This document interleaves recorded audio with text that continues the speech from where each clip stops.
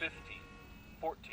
Welcome to The People Make the Places, episode 22, June 2026. This story comes from the blog entries we wrote during our Sendero WayFun trip to the state of Maine in 2005. There are 5 stories represented by AI voices of Jamie Dean, Brian Quintana, Stacy Cervenka, Adam Rodenbeck, and Denna Lampert. You hear what they wrote in 2005, and then hear their real voices in 2026 reflecting on the trip. You will hear the name of the late Carl Simmons, who did tech support for Sendero Group. Jeff, the tour bus driver, ended up marrying one of the participants from our group. The state of Maine is commonly known as the Pine Tree State, but his official motto is Dirigo, which coincidentally means to direct or lead in Latin. This fits right in with the focus of the WayFun adventure, with 25 blind people finding their way independently from Portland to Bar Harbor. Many had guide dogs and everyone used GPS. Monday, September 19th, WayFun 2005, Maine. This third WayFun adventure shares key elements of independent travel with the previous 2 years in Ireland/Scotland, 2004, and the California Gold Country in 2003. 6 students this year added a high level of enthusiasm and energy to 5 days exploration in Portland and Bar Harbor, Maine, sponsored by 5 organizations: Sendero Group, Humanware, Adaptive Technology Consulting, the Seeing Eye, and Delorme. These students, along with 25 others, tested their limits and the full range of orientation and mobility skills while learning GPS wayfinding technology. The students gave me a break this year and wrote the blog entries for each day. As I look back over the past 5 days, here are some of my thoughts and feelings. We ate incredibly well, beginning with the group dinner at the floating DeMillo's restaurant in Portland to kick off the event Wednesday. I am quite sure most of us don't eat elaborate dinners 5 days in a row. When you have walked all day and then look at the plethora of restaurants in the Braille Note GPS database, it is required to conclude the day with a food adventure. For the first 4 days, we explored in groups of 4 to 6 people. In this way, the experienced users could help the novices, including the Seeing Eye instructors, while they in turn helped with mobility issues and learned how accessible GPS could integrate with a Seeing Eye dog. The more intrepid travelers could speed up the slower ones, and the slower participants could teach the others a measure of caution and self-preservation. Keep in mind that we are traveling and getting lost among streets we have never explored before. A very complex intersection with islands was the first intersection we would come to outside our Portland hotel. In Bar Harbor, we had a busy road with a narrow shoulder for 1.5 miles between the hotel and town. The participants shared a high motivation to learn and to push their limits, but they ranged in ability on both the orientation and mobility fronts. Our mission was to set the bar high so everyone would be challenged to improve in both areas. And to test my own limits, I try to do something solo each WayFun year. I love being the leader and sharing the power of GPS and good mobility with others. It is important that I challenge myself too while taking a break from being the organizer.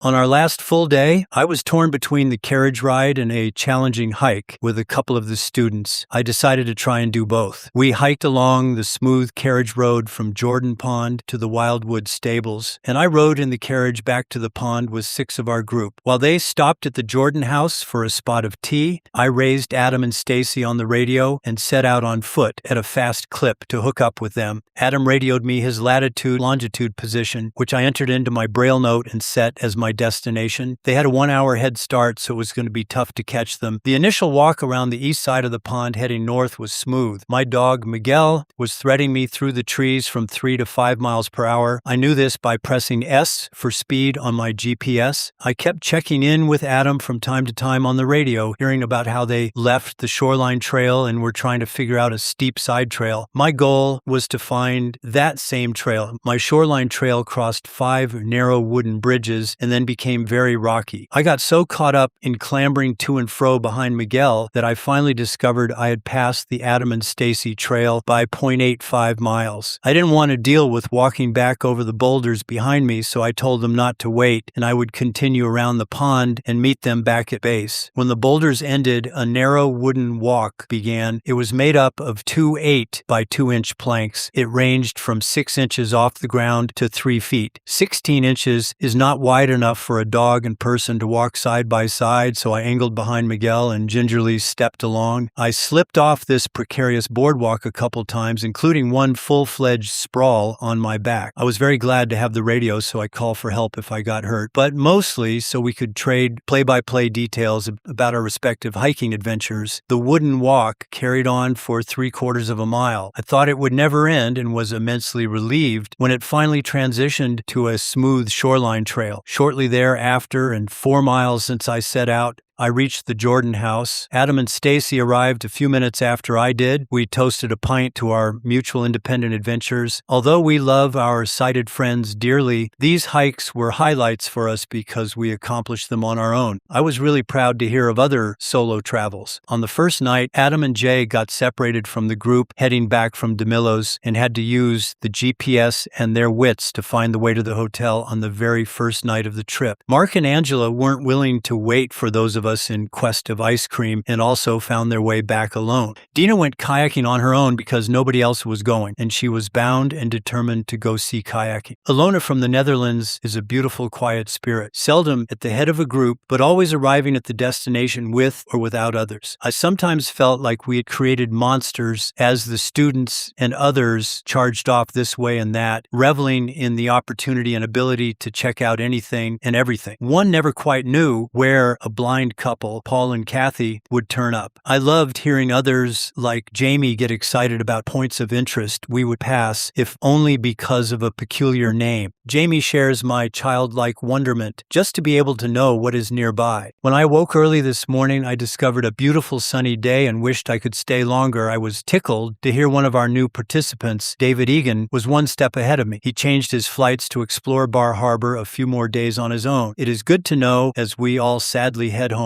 that David was inspired by the group along with his newly developed GPS skills and will be creating his own independent way and fun while most of us return to work or school. As we hung out in the airport for our respective flights, we were already brainstorming about places to go next year or sooner: Alaska, Australia, Italy, or maybe Prague. Best of all, we would be charging just a bit faster through our day-to-day life, inspired by our new friends and wayfinding skills.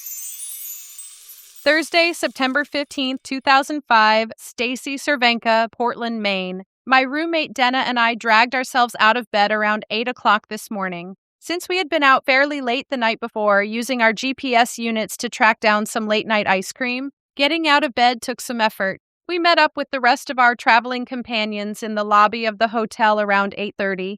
Once everyone had arrived and we had gone over some logistical details, we broke up into small groups according to our level of experience and proficiency with the Brill Note GPS. Because this was my first time using the GPS, I went with a group of 3 other new users. We spent about 2 hours learning the basic functions and keystrokes that one needs to know in order to use the GPS. The leader of our group was Carl, who does technical support and new user training for Sendero Group. By the time our class was finished, everyone in the group knew enough about the GPS units to begin using them on our travels around Portland. After lunch, several of us decided to go to the Shipyard Brewery.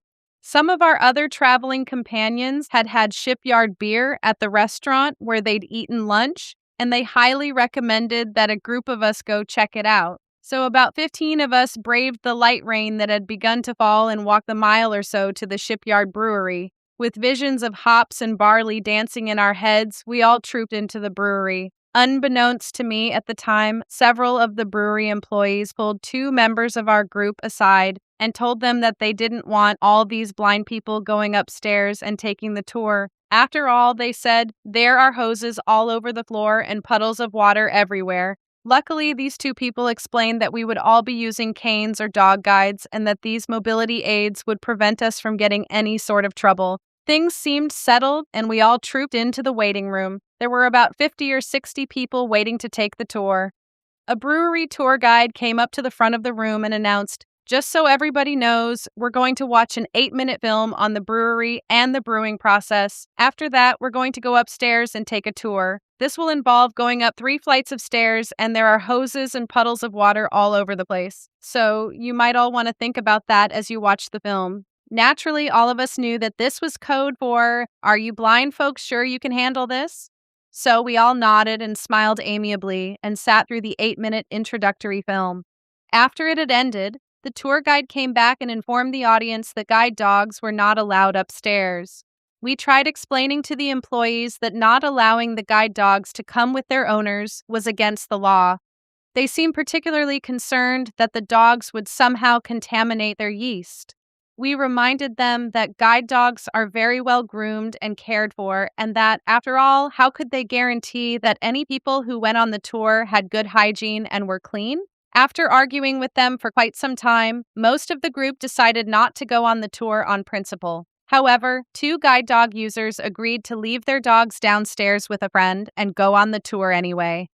Being a cane user, I decided to join them. So Jamie took the tour guide's arm and Denna took my arm, and we were off. I was still seething, but I wanted to see what about the brewery floor was so treacherous and frightening. I can honestly say that there was no reason the dogs couldn't have gone. We were never in contact with any of the actual product, and as I said, they don't screen people for cleanliness, and all of the guide dogs were probably better groomed than some of the people who take the tour. Because we had been treated with such disrespect, none of us bought anything from the gift shop, and Mike May called the Seeing Eye to look into the matter. Apparently, another guide dog user had once been denied access into a brewery, and the court had found them to be guilty of discrimination. We wished we had known this when we went in, but we warned them that they have not seen the last of us. On the way back to the hotel, it started raining buckets. Although none of us were afraid of melting, we were all carrying Braille notes and M-Powers and other note takers, so we tried to find some shelter as fast as we could.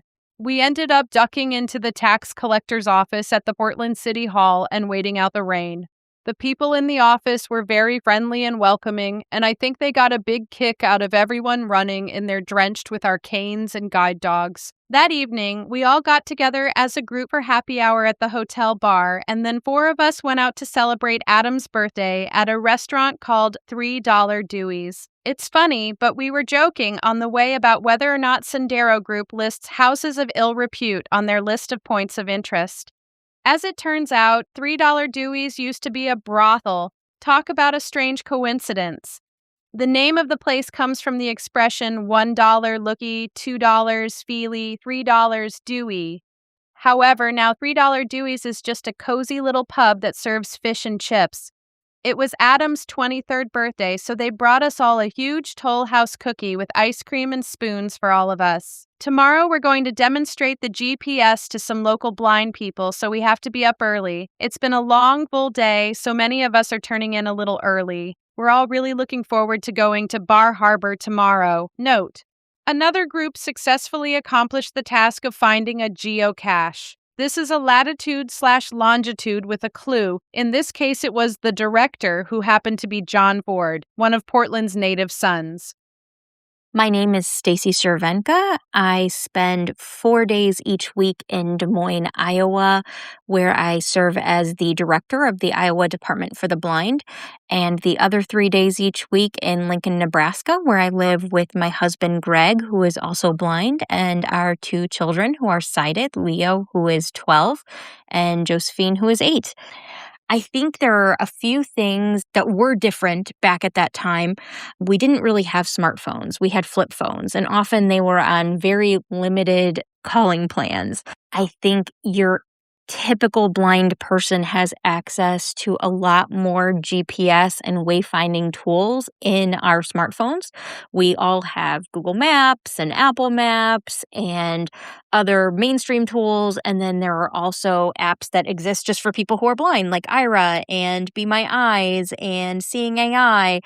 So there's a lot more free or inexpensive tools that are available to people who are blind and low vision, and they're generally pretty easy and user-friendly to use. We largely used walkie-talkies because our cell phones, we were very limited as far as minutes. Your typical blind person still uses a cane or a dog, and I think, sort of the simple tried and true long white cane and guide dog remain the tools of choice. I would also say one thing that's remained the same is some of the misconceptions that exist about blind people and our safety. It was really interesting listening to the blog I wrote about the concerns that people had at the brewing company, particularly that they were very concerned that we would trip on hoses. I actually just had a conversation. They were concerned that we're taking some of our blind students to a music studio, and they were concerned that the students would trip on the chords and that it was I think they called it an uncontrolled environment. The music studio was an uncontrolled environment, and there were just all these things for the kids to trip on. And listening to that blog, I thought, oh my gosh, like I just had to deal with that same thing earlier this week.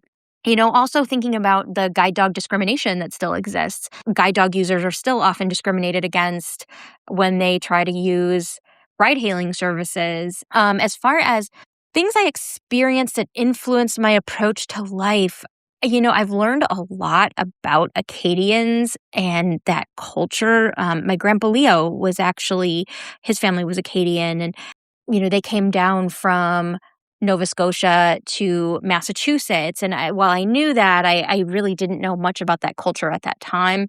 I think that was really the first time that I'd ever traveled with guide dog users and experienced the misconceptions and the discrimination that they faced.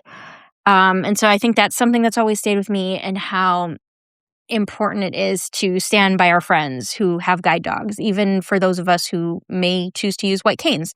I still am in touch with Denna Lampert. Of course, I'm in touch with Mike May. But one thing that's kind of interesting about Denna is that at that time, we were both Denna had just graduated college and I was just finishing up college, and now we're both moms.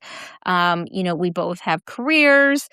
It's hard to believe how much in some ways our lives have changed in that time, but how in some ways we're the exact same people. Sunday, September 18th, 2005, Stacy's perspective. Today was the undisputed highlight of the trip for me. A group of us took a local bus out to Jordan Pond, which is in the Acadia National Forest. Some of us took an old-fashioned carriage ride along the roads. Adam Rodenbeck and I split off from the group and hiked on some of the trails surrounding the pond. It was a very empowering experience, just us and our GPS units against the world. We started out on a trail that wound along the perimeter of the lake, which was about 3 miles, but we decided to leave that trail and check out the Deer Brook Trail. The Deer Brook Trail literally required us to scramble up the side of a waterfall. When we first started on that trail, we thought we had made some kind of a mistake. There didn't seem to be any trail, it was just a bunch of rocks heading straight up. An Irishman came down the hill and told us that this was indeed the Deer Brook Trail. He said that he'd fallen twice on it, and he convinced us to turn around and head back to the main trail. We were on our way back when we stopped and decided that we didn't want to give up so easily, especially based on a guy's preconceived notions of what we could handle who we didn't even know. So, back up the trail we went. After a few minutes of scrambling up the rocks, we began to feel pretty confident again, when all of a sudden the trail required us to walk across a bunch of boulders that crossed the waterfall. Again, we considered turning around, but I scouted ahead with my cane, using it to feel the shape and size of each rock, and determined that it was indeed safe for us to proceed. We took the rocks very slowly. I would use my cane to find the next rock, step onto it, and then pass it back to Adam, who uses a guide dog, and then he would use the cane to feel his way too. After we had safely crossed the waterfall, a group of people on the other side told us that the trail was dangerous ahead and that we should go back. We considered their suggestion, but again we decided that we would only turn back once we had decided that we couldn't do it anymore. So, we continued climbing again, but eventually we got to a point where we just couldn't figure out where the trail continued. At this point, the trail was just a bunch of rocks going straight up the hill, but even the rock trail seemed to disappear into the foliage in the side of the hill. Just as we were about to go back, we ran across a group of tourists who showed us back to the trail. The trail crossed the waterfall on some rocks again, and then it was another steep climb up to the carriage road.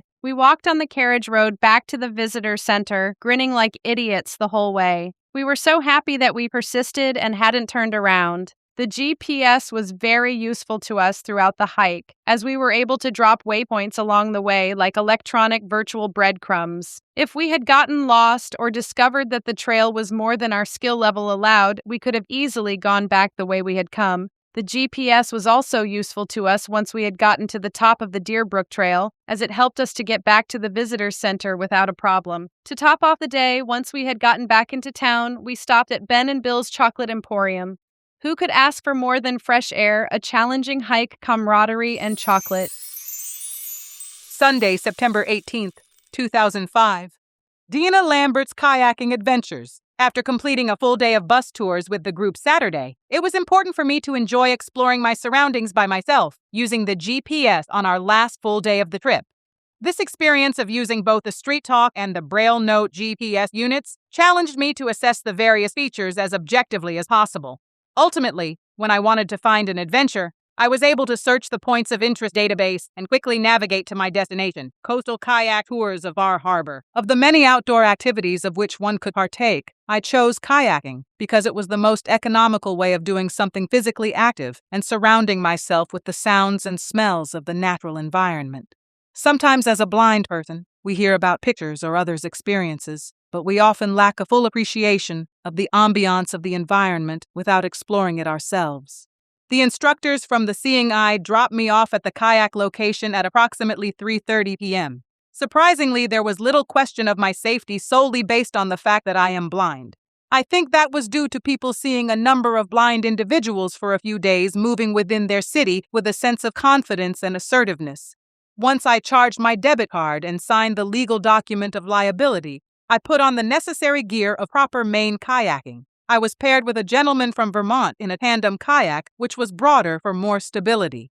In this particular boat, the front paddler maintained the speed of the team, and the second paddler in the rear steered with the rudder located near your feet. I was more comfortable in the front seat of the boat due to my inexperience in steering a kayak in waters that could contain a number of buoys and other boats. We moved steadily around the smaller uninhabited islands in Bar Harbor.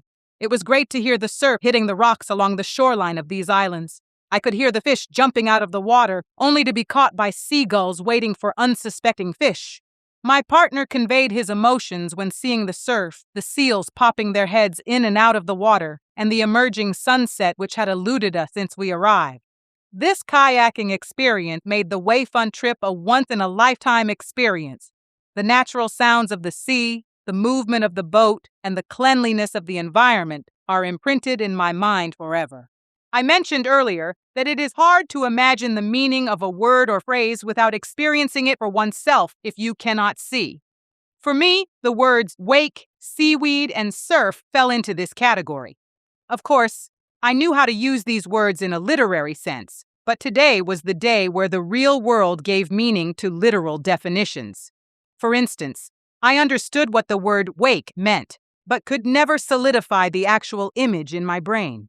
While we were out on the water, a whale-watching boat was passing us by several hundred feet. I could feel the rolling waves sent out from the boat. The kayak rocked up and down, which indicated the mass of the boat. That was amazing! After finishing the tour, I removed all of the gear, like the waterproof boots, the kayak skirt, which kept the water from getting inside of the boat, and the life jacket. The other 6 kayakers thought enough of the meaning of this tour to collect some sea life like a starfish, a sea urchin, a clam, some opened and closed mussels, and some clean seaweed. I now have a clearer picture of what our seafloor looks like with the myriad of life forms dotting the ocean floor. Hi, I'm Denna Lampert of Greenbelt, Maryland. I am a blind 45-year-old single mom of a 7-year-old boy who happens to be sighted.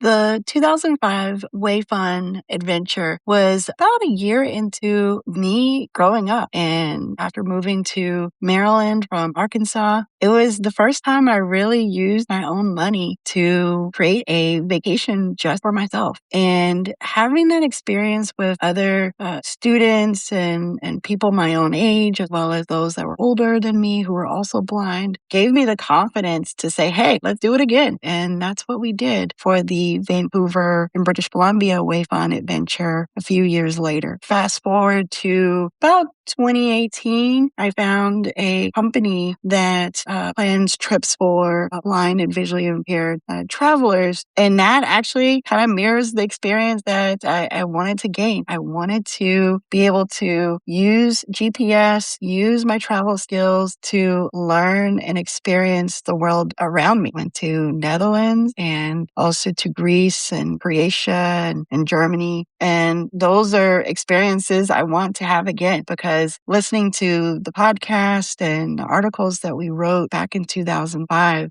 I want to go back to a slower time where we're not just hopping in Ubers going from point A to point B, but to actually slow down and experience and maybe even climb up some slippery rocks again, and maybe kind of cause some folks to pause and say, what are those blind folk doing? And the answer would be, we're living life. And I want to be able to do that and pass that on to my son, who now is serious about maps and wayfinding. And I'm glad that now the GPS systems are embedded in phones, but I do want the features that allow me to access waypoints that other blind people have found, and maybe provide a bit more of a nuanced description that only a blind person would be able to really appreciate, which I think is different than what we see now in, let's say, your Google searches or maps. You can certainly find points of interest, but going back to Sendero's use of user-generated information, I think would be really great. I can't honestly pinpoint one specific person that was the singular influence for me. Of course, having Mike May leading out and being just as bold and, and somewhat brazen about going out and finding something fun to do. It was the collective experience. I know there were some points where we had to take a bus and it broke down and we had to wait, and, we set out on somewhere else to go. And I think just getting a chance to have that ear-to-ear exchange really is something that I think as a society we will probably long for and want to bring more of that back. I think now in 2026, we're so individualized with the way we consume information and how it's tailored specifically to us. But with the WayFun adventures, yes, you can set certain features on your GPS units for what level of verbosity you want. But I think having a experience that, yes, there's kind of key points set in the day of what you want to accomplish, but there's enough space in the day to let the adventure unfold for itself, and allowing others involved to say, hey, let's go here. Well, what about this? And it be okay. And that's the joy of geocaching and wayfinding and just going on a journey with other blind and sighted people. Sunday, September 18th, 2005, Brian Quintana. For the Early Birds group, consisting of Carl, Elaine, Chuck, Jamie, and Brian, Sunday became no ordinary picnic in the park. The day began in the foggy early morning because our group boarded a ferry with the destination set for Yarmouth, Nova Scotia, Canada, 110 miles east. According to my GPS, we docked around 11 a.m. As a result of 3 dog guides in our party, the tour company provided us with our own van with the most well-informed and friendly tour guide named Calvin. While we drove along the streets of the Yarmouth area, exploring the Nova Scotia maps with our GPS units, Calvin explained that he wore 3 hats in the community: lobster fisherman, municipal alderman, and of course, tour guide. With this varied background, you can imagine how much information Calvin shared with our group about the sordid history of the area, including the struggles between the British and the French Acadians and the intricacies of lobster fishing. Stops along the tour included St. Anne's Catholic Church, dating back to 1799, a wind farm with 17 massive mills, and an inactive lighthouse at Acadia Village. At lunchtime, we sampled a traditional Acadian dish called rapi pie, which consisted of potatoes and chicken covered with molasses. For dessert, we enjoyed both bread pudding and a molasses cookie. Before returning to the ferry for the 3-hour ride back to Bar Harbor, we had the opportunity to examine an old wooden lobster trap, and as a souvenir, Calvin gave us wooden pegs used in the past to prevent lobsters from opening and closing their claws. All in all, our trip to New Scotland, Nova Scotia, proved to be an exciting and worthwhile way to spend the day. Interesting trip tidbits. Charles learned that his last name, Lapierre, is Acadian and not Quebecois. Tour guide Calvin is 11th generation d'Entremont, important historical figure of the Yarmouth area. Acadia, formerly Arcadia, is from Greek mythology, meaning beautiful land. Many Acadians relocated from Nova Scotia to Louisiana in the mid-1700s, ancestors of present-day Cajuns. The dual-hull catamaran is capable of going 55 miles per hour, but I only saw it get as high as 38 on my Braille Note GPS. One of my favorite quotes from J.R.R. Tolkien is, "Not all those who wander are lost."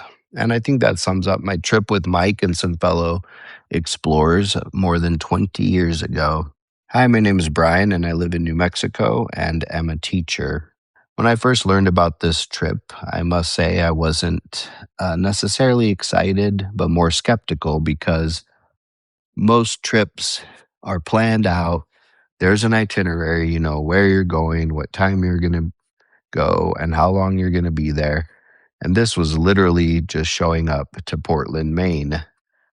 And while I thought that was the destination, I quickly learned that that was really just the starting point from which all of us became wanderers, fortunately, wanderers who did not get lost. One of my most memorable experiences on that trip was taking a ferry with a small group to Yarmouth, Nova Scotia. We had a tour of the area, and our tour guide introduced himself and said he wore many hats in the community, that he was a town elder, a tour guide, and I swear he said obstetrician.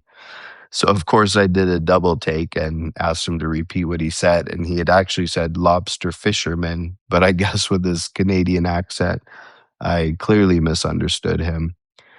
But we got to try a traditional Acadian meal, which I was not too fond of, but glad to have had the experience. And I also gained some new knowledge about the Acadian people, how they were kicked out. Ended up going to Louisiana and are the ancestors of the Cajun people today. When I came back from the trip, I did maintain some contact with some of my fellow travelers, but as is often the case, people settle in their careers, start families, and you tend to lose touch. One of the people that inspired me on the trip was, of course, Mike, and he always has, as long as I've known of him. I have followed his travels through Facebook posts and kind of get to live vicariously through him and all the places that he's been around the world that I envy and wish I had the time and money to be able to visit. But I get to live through him, like I said. So it's great to know that there are people out there that don't let anything stop them, make a plan of some sort, and just go and explore and have new experiences that many of us wish we could have, maybe are too scared to have, or we just don't have the wherewithal to make happen. So I'm glad to have had that opportunity to travel with Mike. It was an awesome experience that I won't forget, and I hope it won't be the last one. Friday, September 16th, 2005, Jamie Dean, Wake Forest University, Winston-Salem, North Carolina. It is better to travel hopefully than to arrive. This has been the motto of WayFun 2005, and on this, our third day together, I think I truly began to understand something of what those words mean. For me, the day began with the perfect next step in the progression of learning to master travel with a GPS. As a novice user, I had the advantage of beginner's luck on Wednesday and Thursday and was, on those days, able to locate destinations and follow routes without any major complications. This morning, however, I decided to add the additional complexity of carrying an iced mocha from Starbucks in one hand while still trying to work a dog in the other and simultaneously operate my Braille Note GPS. To add to what was already a challenging situation, a technical difficulty which prevented my Braille Note from seeing my Bluetooth GPS receiver threatened to get me started on the wrong foot. Fortunately, some personal time with GPS Jedi Mike May fixed the technological snag, and I had no more problems during the day. If anything, the holdup was a blessing in disguise as it allowed me to concentrate on my coffee without worrying about typing any keystrokes. If our primary aim for the week is to travel hopefully, then a secondary goal clearly demonstrated today was to share that hope with others. We spent our morning at the Iris Center, a local blindness organization in Portland, where, after a brief overview of GPS technology from Mike, the entire WayFun group had the opportunity to share our experiences and our equipment with eager orientation and mobility instructors and blind men and women from the surrounding area. It was an incredible experience, not only to hear the passionate testimonies of current GPS users, but also to witness the enthusiastic responses of those who were seeing for the first time the possibility of greater independence and mobility. It reiterated to me once again how, for so many blind people, a GPS or other piece of adaptive equipment is not just a convenience or a fun gadget, but a new lease on life. Before leaving the Iris Center, we also managed to wrangle our way onto local TV news and to pose for a few pictures. My personal favorite is the lineup of all the WayFun dog guide teams, 11 of us in all. After a relaxed lunch and a few final hours in Portland,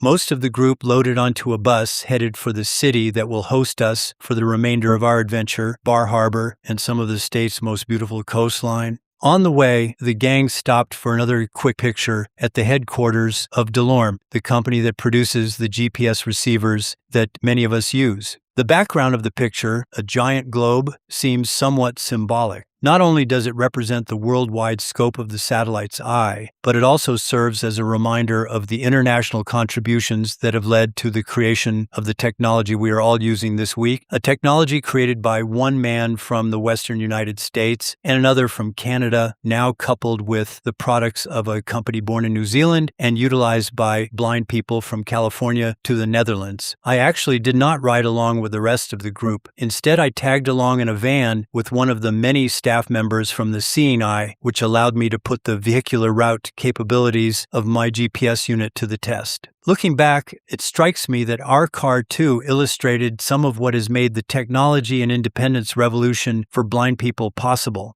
Among us, there was a sighted woman born and bred in New England who had dedicated her life to enhancing the travel skills of blind people by training Seeing Eye dogs, a young, blind, black professional woman raised in Arkansas and now transplanted to Washington, D.C., where she works for NASA, and me, a Midwestern turned Southern grad student, just trying to absorb the diversity and experience and knowledge of our group. We are all very different in terms of training, background, and geography, yet we have a common drive that pushes us towards the same goal of greater freedom for ourselves and other visually impaired people. Perhaps an alternate theme for our trip could be, not everything worth finding can be tracked by GPS. This is certainly one point that has been especially relevant for me. Once in Bar Harbor, for example, we were able to easily locate a nearby restaurant and travel to it using our equipment. However, it was what we found inside the restaurant that made the greatest impression on me. More important than any point of interest cataloged in the GPS software, I had the fortunate occasion to sit and enjoy the company of successful and accomplished blind people who have been blessed with incredible vision. Their experiences and reputations speak volumes, and their patience to sit and listen as I vented my frustrations and theories demonstrated the extent of their wisdom. It is the people that make WayFun worthwhile, and GPS techniques and commands are only a few of the important lessons they have shared with me this week.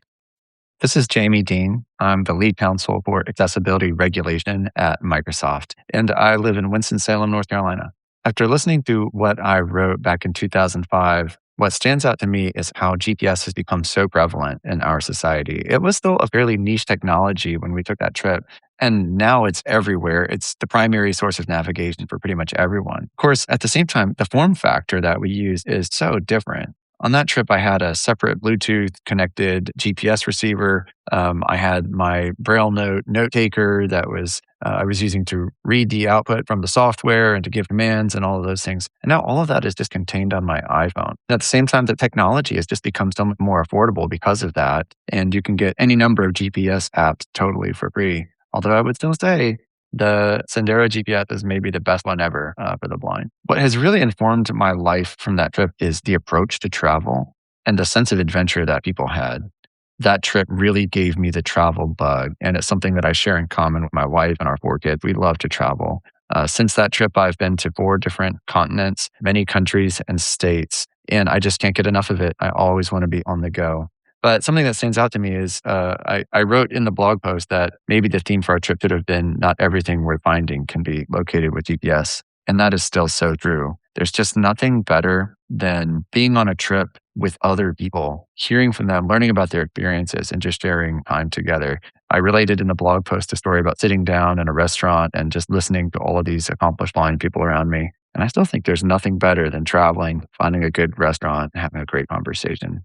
And I would say that everyone on that trip really did influence me by giving me that vision of what blind travel could be like. I haven't done a great job of keeping up with any individual from the trip, although I stalk several on LinkedIn and social media, and we cross paths from time to time. But in general, that was just one of the first times that I was around a group of such independent, adventurous blind people. And I call up those memories now as an adult who travels independently for work pretty frequently to just remember, hey, you can do this. And there's other blind people out there who are doing it. It was an inspiring trip for me just to have to get a new imagination for what being blind and independent could be. And I'll never forget it. Saturday, September 17th, 2005, Adam Rodenbeck and Denna Lampert, Bar Harbor Day 2. This morning began in less than ideal circumstances for a group of explorers with expensive electronic equipment. Rain, as the side effects from Hurricane Ophelia poured down, our plans seemed ruined. Mike called us together to discuss the situation, and we decided a more in-depth workshop would be beneficial. Mike suggested we could take a virtual tour of the city and improve everyone's skills in this department. We learned how to create a manual route, which allows you to define your own waypoints. At lunch, we talked about taking the island's free shuttle for a little experience with GPS from a vehicle. When Mike contacted the shuttle company and explained what we wanted to do, they offered to set us up with a bus for a tour of Arcadia National Park. This bus tour would prove to surpass our expectations. In many bus tours, one can expect to be told about various attractions, but seldom does this allow one to engage in the environment in which you ventured to see. This tour guide understood the kind of information we sought for both the sighted participants and, most importantly, the blind GPS users. We all boarded the bus, but we quickly learned that the bus was not going anywhere. It was experiencing transmission difficulties. Never fear, the Island Express manager, Bob, ensured us that we would be underway right away. Our driver, Jeff, was incredible in keeping everyone's spirits high and upbeat. We were on a working bus within 30 minutes. As we drove along, it was fascinating to hear an army of keynote synthesizers announcing the streets and various points of interest along the way, including many trailheads. Our first stop was the Precipice Trail. For those who were most adventurous, including our leader Mike May, we climbed a few feet on a rock that sloped at a nearly vertical ascent. A few of us also learned that human beings weren't properly or naturally equipped with suction points that would allow us to climb slippery, wet surfaces. Mike slid down the rock several feet with his seeing eye dog Miguel alongside. Once we all regained our bearings and land legs, we drove to Sand Beach. Of course, the name doesn't indicate any unique features, but for Maine, it indicates one of only a few sandy shorelines along the eastern shoreboard. For the experienced eastern coast travelers, the waters of the coast would be terribly cold and not suited for swimming. But for the rest, they simply removed their socks and shoes and ran towards the water. Of course, the four-legged participants agreed with the idea to go for a little swim. It is safe to say that everyone felt a sense of youthful enthusiasm and spirit. It should also be noted that for many of the participants, this location marked the first and hopefully not the last visit to the beach. Among the many stops in our day trip was Thunder Hole. It can be best described as a rock with cavernous holes created by thousands of years of water erosion that causes the water to crash into the cavern and thunder outside of the rock. From the sound of crashing waves, we moved on to the serenity of Jordan Pond. Some of us purchased items in the gift shop, and others discovered the geocache near the pond called She Dearly Loved This Spot. We considered having dinner at their restaurant, but decided to head back to downtown Bar Harbor, where there were more options. Most of us, including 9 dogs, ended up at 2 Cats for meals ranging from lobster to chicken. Around 9:30, our GPSing was still not over for the day. We had to get back to the Bar Harbor Regency Hotel where we were staying, 1.4 miles from this part of town. We plugged in that destination and we headed out in small groups, some taking a taxi, most walking along the narrow shoulder of the busy Eden Road. It was an excellent way to walk off a big meal and to let the dogs work. We made it back in record time as the dogs were motivated to get their own dinner. It was pretty incredible teamwork to explore the island for a day with our dogs, or canes for mobility, along with the GPS for orientation and sightseeing. The fact that we ended up with a private tour by our newly discovered friend, driver Jeff, was due to local hospitality, good luck, and ingenuity. We saw, heard, and felt Bar Harbor in ways that few tourists can. There was no way the rain could dampen our spirits or resolve, so some of us took a swim at the hotel pool to wrap up the day and to discuss the next. We discussed the next day's possibilities, including a ferry trip east to Yarmouth, Nova Scotia, for those who didn't mind rough seas and getting up at 6:30, only 7 hours hence. Dina and I plan to sleep in a bit and to do more exploring of Bar Harbor. This is Adam Rodenbeck.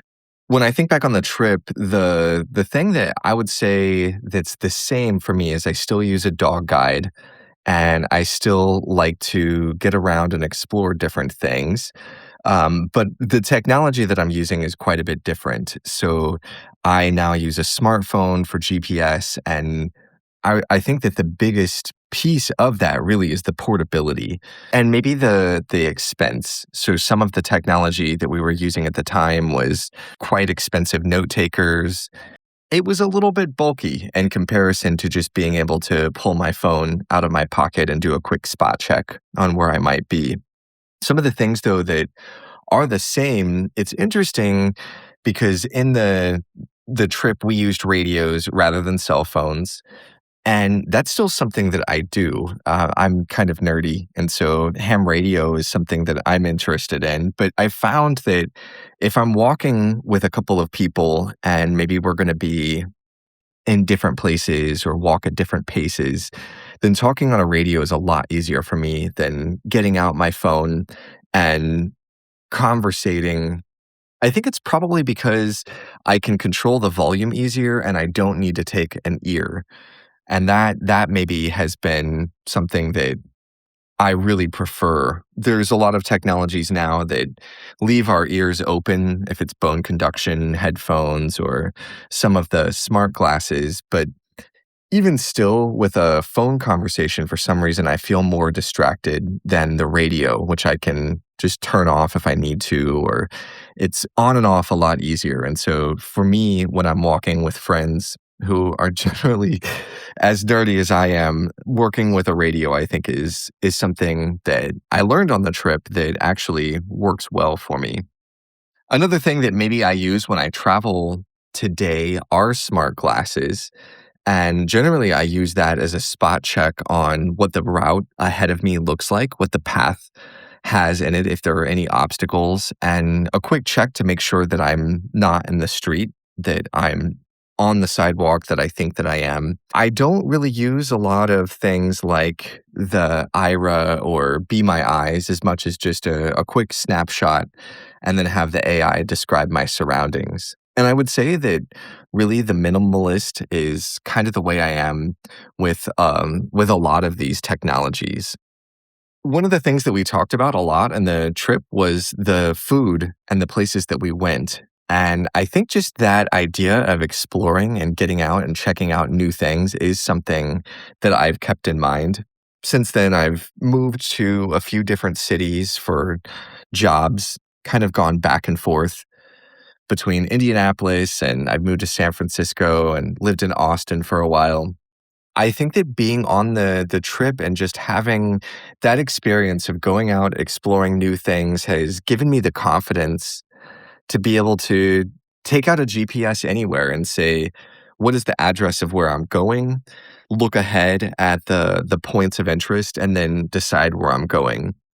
And something that we talked about and that I really find particularly useful for me in my travel is knowing what the route is ahead of time. I don't really use GPS as turn by turn in the moment, but instead I like to get an idea of where I'm going and what the turns are going to be, and then use GPS just to make sure that I'm still in the place that I think that I am. So if things are going really well on a route, I may never take out GPS at all. And if I do check it out, it's often just to see what is the nearest intersection and am I still in the place where I think that I am. And so I think back to the trip, and one of the things that we did was play around with offline mode and explore an area virtually. There was one day that it was raining and we didn't get out, but learning to explore things ahead of time and take a look at what I might encounter is something that I've used since then in all of the places that I go. I really like to figure out what turns I'm going to make, think about those, and then when I'm on the trip, just keeping that in mind and checking along the way. I would say that since the trip, I really have fallen out of contact with a lot of the people since social media was such a big thing and we were all college students at the time. I am friends on Facebook with both Stacy and with Brian. And I do see from time to time the things that they're doing and make some comments here and there, but I can't say that we've really kept up and have gotten together since then. Mike, I have touched base with at different times and have gotten together with. So that's one person who was definitely influential on the trip and that I have stayed in touch with. But I can't really think of anybody else that was there. I'm a seeing eye graduate, and so a couple of the instructors, Jan, who was on the trip, I've talked to her a couple of times since then, and this is my third dog since that time. So I think that yeah, maybe the seeing eye is the most important piece of people who were on that trip that I still talk to on a regular basis. Little did Adam and the other students know when writing their stories as students in 2005, where they would be 21 years later. They were all doing something unique outside their comfort zone by joining WayFun 2005 in Maine, which turned out to be one of the building blocks in their successful careers. We had subsequent WayFun trips to Victoria and Vancouver. You can hear about the Napa San Francisco WayFun trip in episode 10, June 2025. Many thanks to everyone mentioned in this episode and those who blazed the way for themselves and others, or as they would say in Maine, Dirigo. Thanks for listening. Please rate and share this episode. Follow The People Make the Places. The next episode is the first Saturday of each month. King of the road, third boxcar, midnight train, destination Bangor, Maine. Portland, Maine, I don't know where that is. Leave your bags in the car, keep it running. I won't pretend that I won't mistake.